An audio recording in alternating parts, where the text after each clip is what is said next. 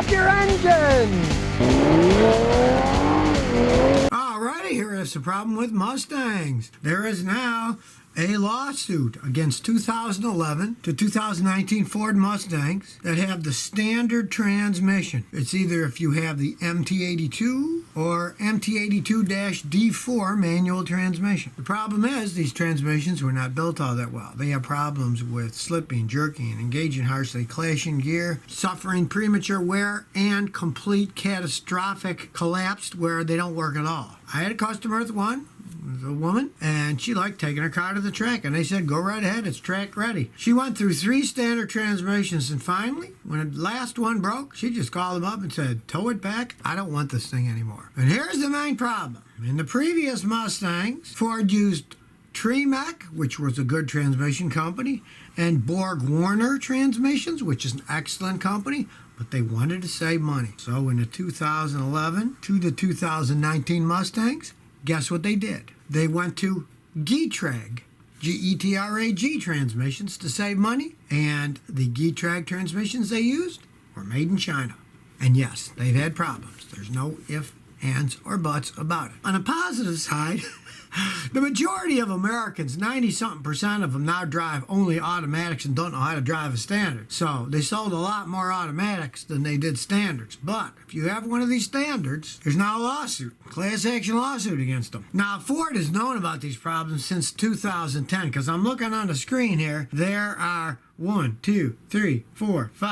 6 technical service bulletins that Ford has put out about problems in these transmissions. Now Ford is fighting it. What a surprise. They're saying that, oh, these transmission problems are caused by wear and tear, not by defects. But it's nonsense. It's total nonsense, because a customer of mine, like I say, she went through 3 of them, an original one and 2 others that they replaced. And when the 3rd one broke, she just said, come take it. So it'll be interesting to see what happens. The suit will go on. It is a smaller suit, because this isn't like the one that Ford lost with their dual clutch transmissions they put in the Focuses. That was millions of cars, and they're really paying through the nose on that. These are standard transmissions, so there's a lot less of them. But from my experience, yes, they did screw up on these cars, and they should be forced to pay for it, replace them, pay damages, whatever, because all they did was switch from a good company to a bad one, Getrag, that made in China. They wanted to save money. They did. Quality went. So if you got a 2011 to 19 Mustang manual transmission, my advice is join that class action lawsuit. All right, here's some bad Honda news. Honda and Acura recalling 140,000 2018 to 19 vehicles for a fuel pump problem. They've also issued a stop sale order on 136,000 Honda and Acura models that they shouldn't sell them until they fix them. It's a worldwide recall of 1.4 million vehicles that have a defective fuel pump. Now, these fuel pumps are made by Denso, which also happens to be the company that Toyota uses for pumps. So I'm assuming that this problem is related to the Toyota recall they're having on fuel pumps, because they all use Denso fuel pumps, and I'm assuming that Denso is screwing up making these fuel pumps. See, that's the thing a lot of people don't understand. Many companies today buy parts from all over the place, but the Japanese, they've always been set up that way. They don't have one giant factory like Ford that made all the parts. Ford even made their own windshields in the past. They did everything. Japanese are different. One company would supply ignition parts, one company would supply brakes, one would supply air conditioning compressors. So these are Denso pumps, and I'm just kind of guessing that it's probably the same problem that Toyota's having, because it's the same manufacturer who makes them. Now, of course, vehicles install, it can be dangerous, and the recalls, they're not going to notify people till the end of July, and this is the beginning of June. So be aware if you have any problems with one of those Hondas, does break, have it towed to the dealer and let them fix it for free, because they're going to have to fix them for free with recalls. All those vehicles they're recalling, 1.4 million of them. Well, here's no surprise. GM is planning to build an all-electric van. Let's hope they make them better than the Expresses and the Savannah vans that they built that had all kinds of problems, some of the worst vehicles they ever made. They want to compete with Ford Ford, Mercedes, and Rivian for making electric vans. Now, they're not giving any talk about what it's going to be branded as. It's going to have an old name, it's going to have a new name, but it's certainly going to share the technology with other GM electric vehicles that they're working on. To me, I mean, vans make a lot of sense. They're work things. Electric motors are great for pulling stuff, but they're getting into the game, if you ask me, kind of a little bit late. Only time will tell, but they are going to make an all-electric van. Name not known, real design not known yet, but just that they say they're going to because they need to compete with all their competitors who say they're going to make them. I'll tell you one thing, I wouldn't be the first one to buy a GM electric anything.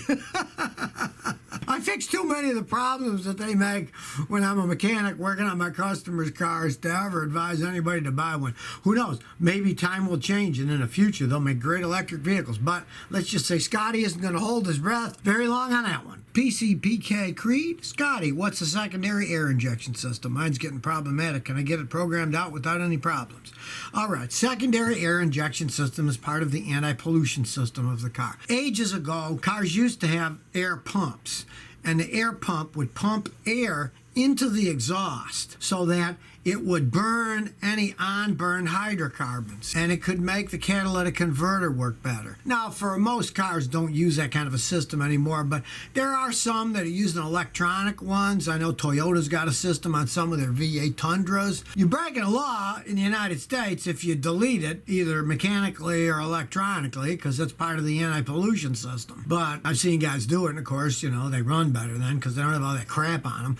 But by law, you're not supposed to mess around with those systems. But on the other hand, I've seen a lot of people with Tundras. They have the codes for it. They run perfectly fine. They don't care. They just keep driving them that way as long as they run okay. I am the Gaming Wolf, says Scotty. I got an 04 RAV4. I turn the key to start. It just makes a small click. I think it might be the battery.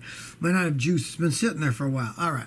Yeah. Jump start. If it jump starts, if you got a battery charger, charge up the battery. It might be that your battery's on its last legs. You need a new one anyway. All cars, modern cars, including an 04 RAV4, they sit. Some of the computer systems are always running. It drains the battery a little bit. If it sits for weeks and weeks and weeks, that can flatten the battery. So if it jumps and it starts, get a battery charger and charge it up, or take it for an 80-mile ride on the highway, and that'll recharge the battery.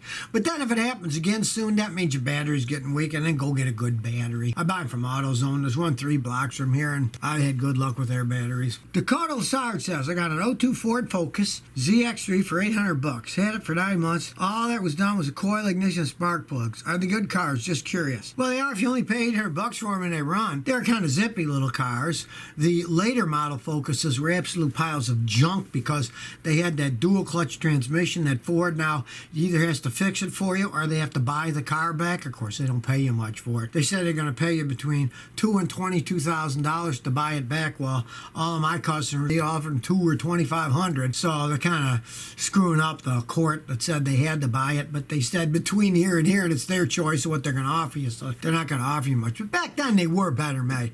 The new ones, no, you don't want to touch them. The transmissions in them are horrible. And like I say, they've been forced to either fix the transmissions free or buy the vehicle back, albeit probably at a very low price, what they will actually offer you. XX Grim Reaper XS says, I seriously cannot own a Toyota unless it's a Supra. My family's mansion with Ferraris and RR's Rolls Royce is parked outside. I really can't buy a Corolla. Well, go buy a Supra then, because it's really a BMW. You saw that video I made last week, and they are made, they're not even made in Germany. They're made in Austria. Magna Steyr, the Canadian-German company, same one that makes the Gladden-wagons, the Mercedes G-wagons, builds them in Austria. They are 100% German cars. They have nothing to do with the Toyota Supra, except the name. The only difference between the Toyota Supra and a BMW Z4 in 2020 is all the Z4s are convertible and all the Supras are hardtops. And in 2020, the BMW Z4s have like 383 horsepower because they have twin turbos, and a Supra has 320-something horsepower because it only has one turbocharger on it. Otherwise, they're the same exact car. And it is a German car, and they're fun. They make a lot of noise. You can push the sport button, so they make farty noises out the back just like you can with a Ferrari, so that would fit right in. If you got 57 large for a loaded one, go ahead and buy it. Mopar No Car 15 says, what's better, an '08 base model Buick Lucerne, 162,000 miles for $3,000, or 2002 Ford Focus CX-5 base for $500 for 52,000 miles?